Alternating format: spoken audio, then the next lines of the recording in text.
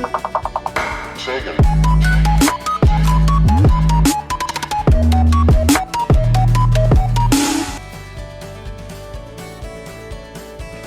up guys, Game Fanatic here again. Today we're going to be playing some Farming Simulator 17. It seems to be going pretty well on here. So we're just going to jump right in. I've done one review on the animals section of this game so far. And now we're going to talk about a couple different things. I haven't progressed much since the last time that I made a video on here. But we're just going to be discussing a couple options, some things you can do to help you out, so we're going to give it a shot. Let me just go ahead and get these guys started. Looks like he's done.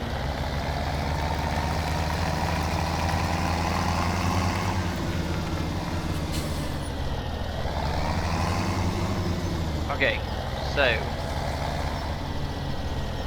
one of the big things that they've added in this game is the option to, you can see that I did not finish my mission there. So, yeah. Oh, now he's done. Okay. So, one of the big things that they've added in this game is you open up the shop, and let's say we want a new tractor. So, we're going to pick us a tractor. Not a mod tractor. Say we want to try out the Quadtrac from Case International Harvester. You can actually lease them now instead of just buying, so you can try them out. Of course it costs, you have to pay up front $20,000, and then per day you have it, you have to pay $4,120. So if you switch to a vehicle, you can see down in the bottom right where the HUD is for this harvester, how many hours this has on it. It has 35 even hours on it now. So whenever you go to lease something, you can see that per operating hour, I'm going to have to spend $20,600 for every hour I rack up on it while it's under lease. So on top of just leasing it in general, I have to pay $20,600, and every time I rack up one more hour, I also rack up $20,600 additional dollars on top of my bill. So if I have it for, say, 2 days, I'm going to pay the $20,600. The operating hour, if I use it 2 hours in those 2 days, say I use it 2.3 hours, I'm going to rack up $20,600 times 2 for 2 hours. So I'm going to rack up $41,200. And then I'm going to have it 2 days, so I also have to pay this times 2. So I'm going to end up paying $8,240. So altogether it's $20,000 plus $41,000, so $61,200 plus $8,240.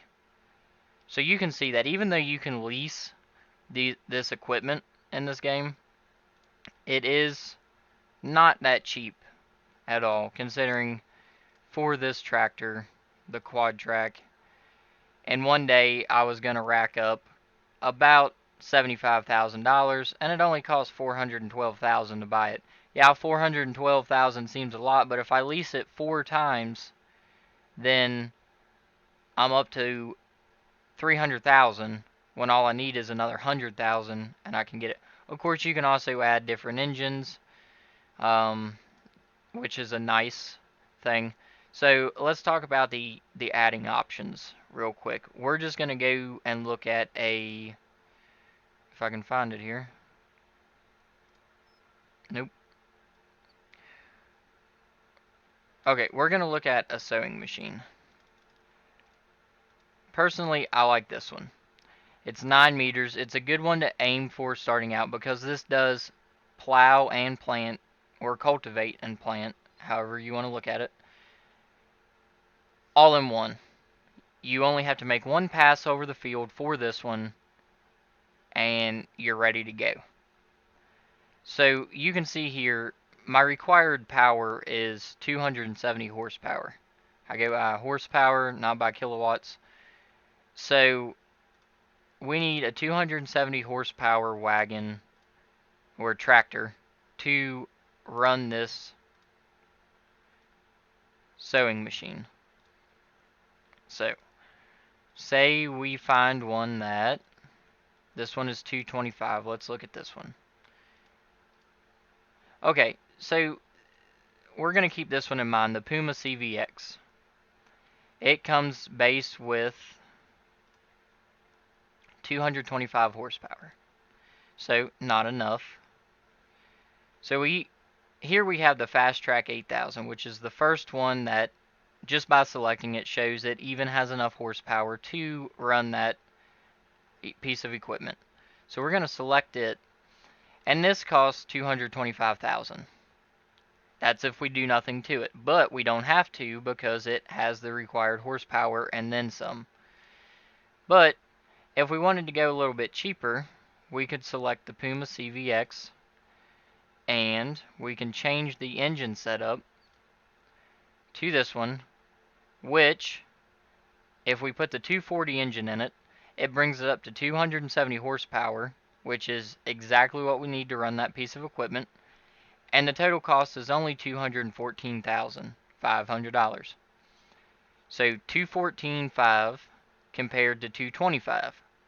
So we are saving just a little bit over. We're saving about $10,500 by selecting this tractor and adding this engine to bring us to the one we need.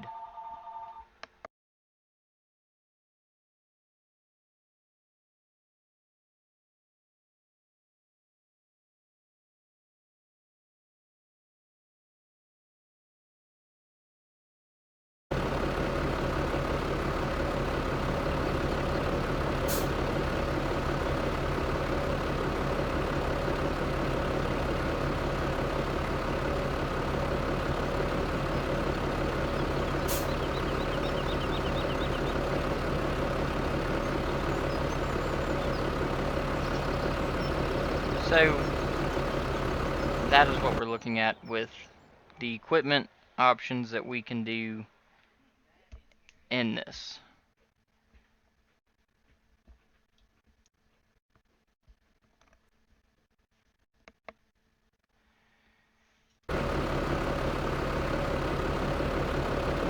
So moving on, that's something you can always look at if that is what you could consider, other than just flat out buying one that comes already equipped with enough power to do. Next we're going to look at the other options that you can put on the equipment. So let's just look at the Puma CVX again. So we're going to put the 240 engine in it, which is going to give us the 270 horsepower required to run the equipment, the sewing machine that we originally looked at. Well, you can change a couple different options even. You can change your wheels.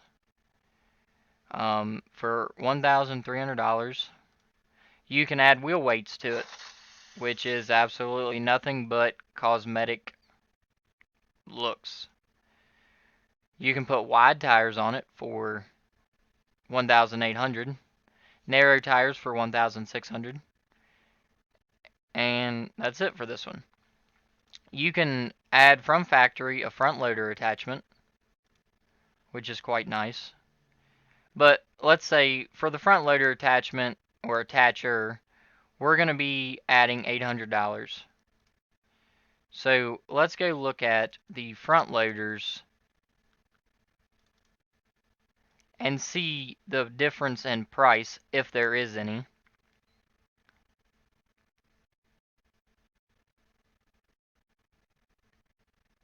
First, all I have to do is find it.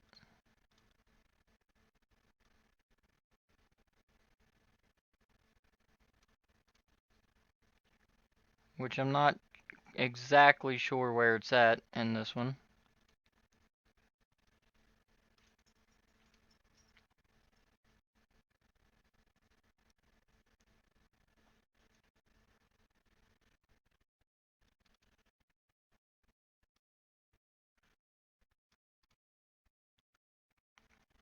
It should just be where the pallet forks are. I apologize, I have not played this one. Oh, there it is. Okay. Okay, so you can see that we can save quite a bit of money by adding the front loader attachment from the factory. The cheapest one we have here is $5,400 compared to the $800 that we can spend buying it with the tractor. So that is definitely something to consider. Now, there is options on some of these. You can change the design. On that one, you're supposed to be able to change the color on some of these. Right here, you can see on the Fendt 300 Vario that you can change the colors.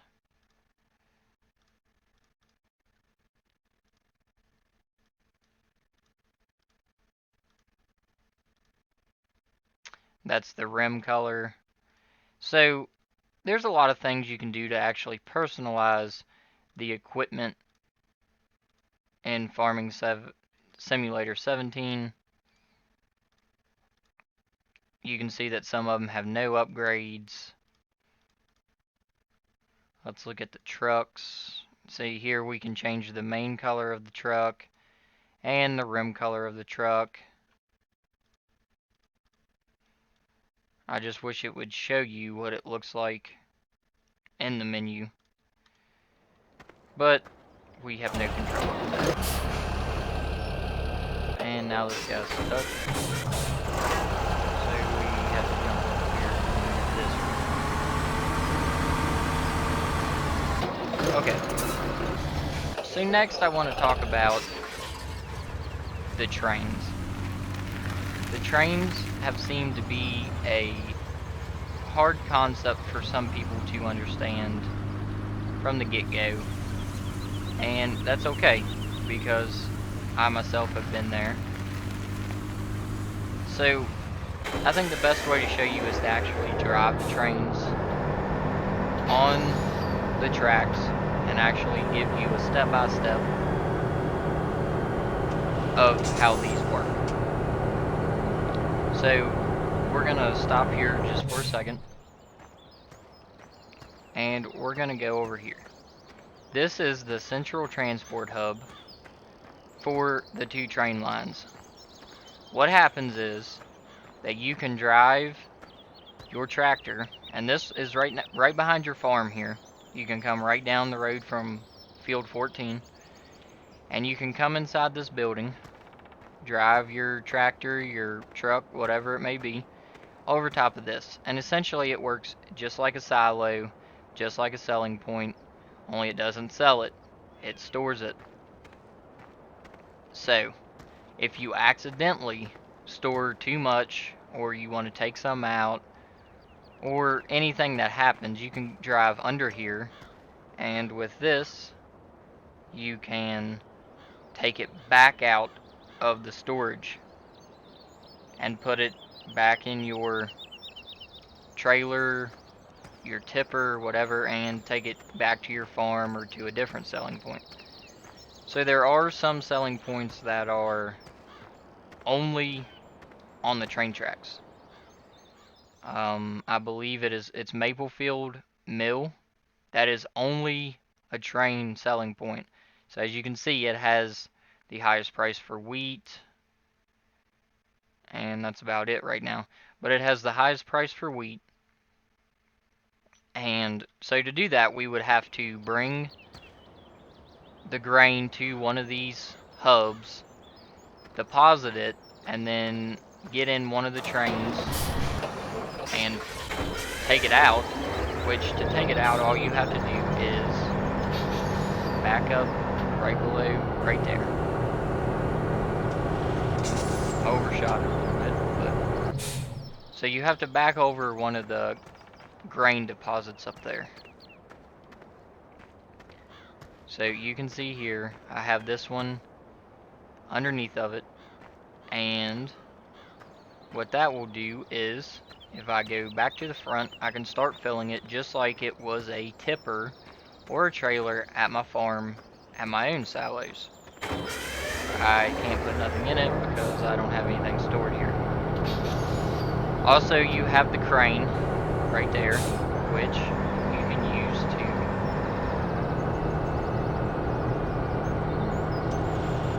Well, we're just going to show you here.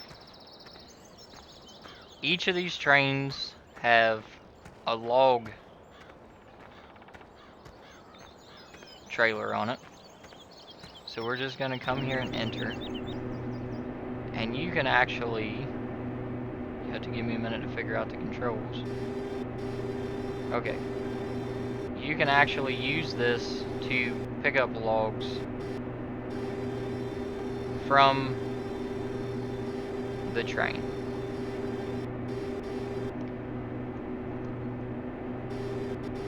And then there you can go down. Appears that I've...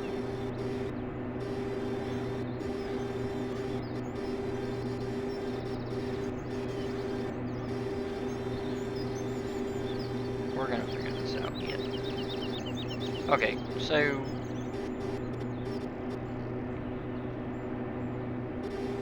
just open up our forks here, and if I had logs on here, you would just want to go down and pick it up, essentially just like everything else. So basically, you're probably not going to be loading logs here. So we're just going to hop in this train. Both of these trains have different routes, so they go to different places. And they slow down really slow. So keep that in mind. Try not to overshoot your destination and try to slow down beforehand. So if we're going along the train tracks here, eventually we're going to come to a building that looks similar to the one that we were just at.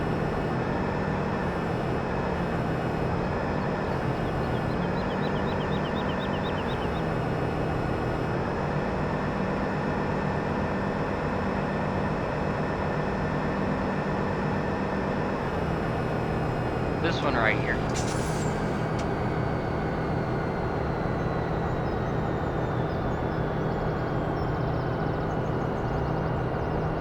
So here you can see we have a building, almost like the one we were at. And what you can do here is, and this is really nice. This is a really nice way that they did this in this game. Say you're over here farming field 5, 9, 8, 4, 13, 7, and 3, and 2. And say you had every single one of those as corn, or every one as wheat, and you didn't feel like selling it right away, or driving it all back to your farm to store. Well, good, because now, with the help of this building, you can drive straight from field 13, 9, 5, 4, 8, 3, and 7, or any field, but these ones are just right next to the building, and you can drive in here and deposit this. And whenever those fields are all done harvesting, and you're ready to sell your grain, move your grain, or you can just leave it here, you can just bring the train here, and you can move it all in one load, as long as it will all fit. You know, they have capacities just like a tipper does. But instead of making 50 trips to your farm in the tipper, you could make one back to the main transport hub, or any other hub, as you see here is where you come to deposit it, any other hub with the train. So you can cut 50 trips into 1 or 2 trips, which is really nice. So it makes it easy to quickly move the grain from one corner of the map down to Gomez Ridge Acres in the bottom left. So there are a few of these scattered out. We're just going to go right along the train tracks. And that is a really nice thing that they put into this game to really help people out. They even added some nice sound effects to it. You got bridges you can go over.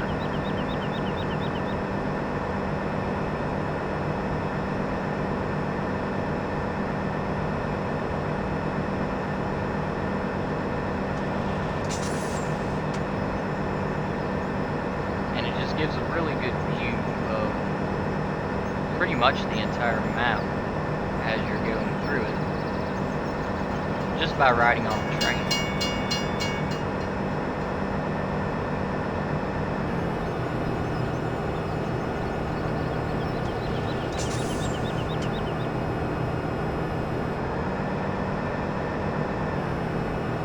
So that was the one for this railway. And here we can go under a bridge. So little things like that that I think really adds a nice touch to the entire game itself, and to the way they just totally upped it from the last one.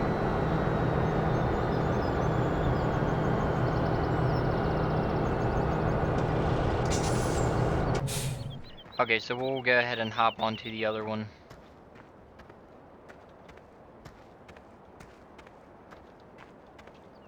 And for this one, this other train is actually the one with the selling point. So I'm actually just going to go ahead and give you guys a quick demonstration on how exactly that works. As soon as I figure out where I'm at. So basically what you want to do is you want to get your tipper, your semi-trailer, anything that will hold grain that you can use to transport it. And you just want to go to your farm. So that's step 1. Get something to transport grain and go to your farm. Or harvest it from the field and take it directly from there. I haven't got that far, but I do have some stuff stashed away.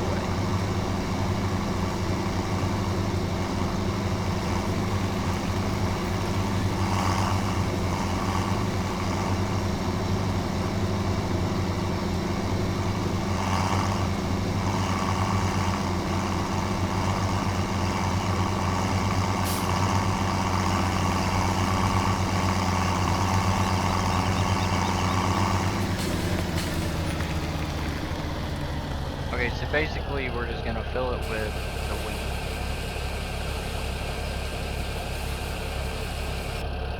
And we're going to close the cover, and on our way we go. So right now we're just driving back to that main transport hub, the one that's right behind field 14 there on the map. And you can drop it off at either of the other hubs, but since the train's here and it is right next to the farm, I try to keep the trains at the farm the entire time, or at the hub right behind the farm, I guess I should say. So we're just going to drive down here, and we're going to go inside the building I initially showed everyone.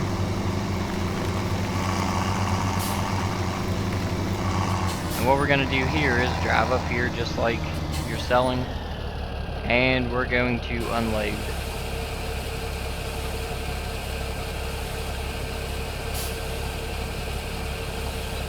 So it initially works just like your silo does. So what we want to do now is we want to drive any of the grain carts up to this.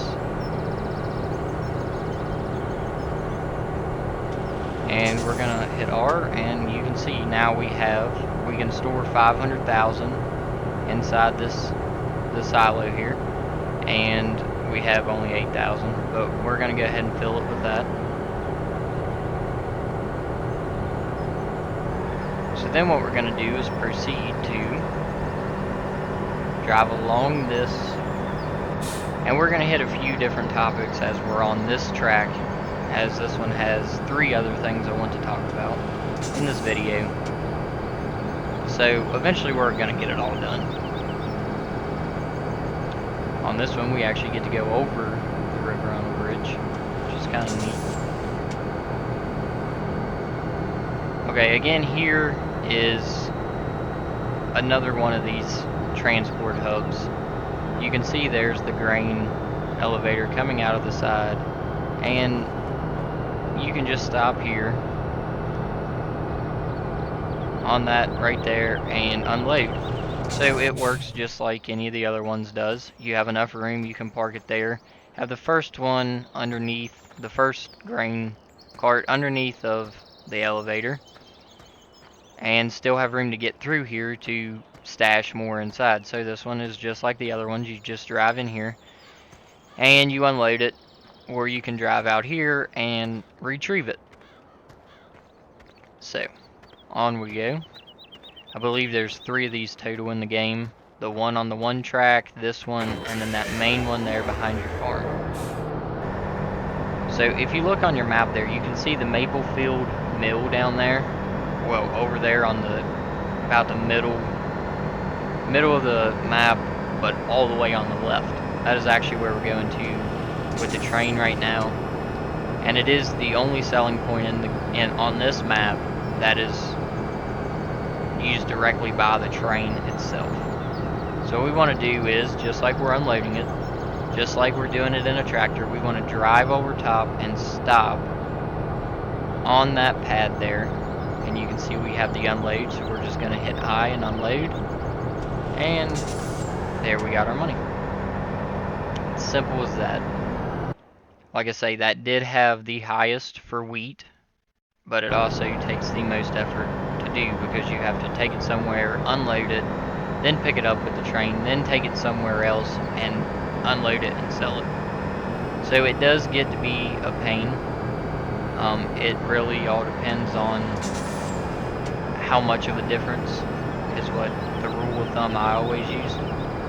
And we're not going to be able to stop in time because I was talking and totally missed what I was trying to do. So, what we're going to talk about here is the sawmill and how the train plays a role with the sawmill. Okay, so what you can do is, say you were logging, sometimes I log right there at the farm. There's some nice woods right there you can log at. So say you took those logs to the main hub over there and you loaded them on this train. What you can initially do then is have something parked right here that can transport logs, whether that be a semi-trailer or a tractor with the log trailer on it, anything of the sort. You can actually use this crane, pick up the logs on your log cart here, and just drop them directly onto whatever you have parked within this designated area. And then you're going to actually drive down through here. This is where you sell wood chips.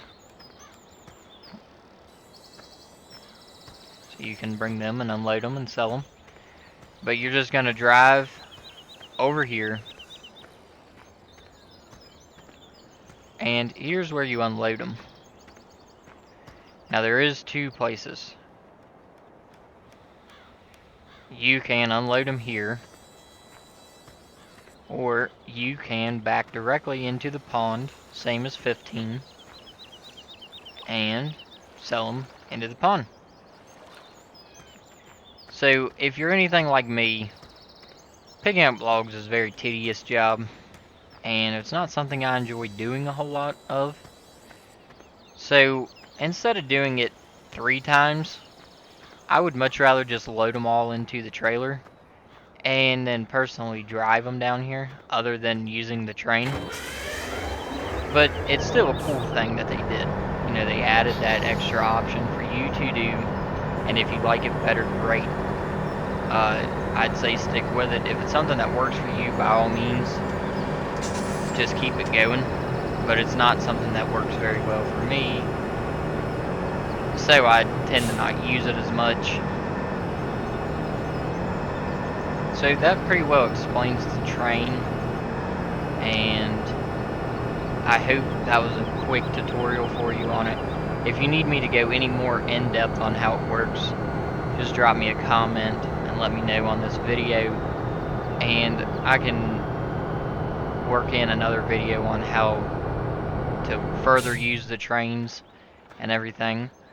That brings this video to an end. It was just a quick one on a couple vehicle options, mainly about how the trains work. So thank you guys for watching. If you need to know anything else or would like any other tutorial videos added about Farming Simulator 17 on computer, just put it in the comment. Don't forget to hit that thumbs up button, and that red subscribe button's waiting on you to click it as well. Have a good day.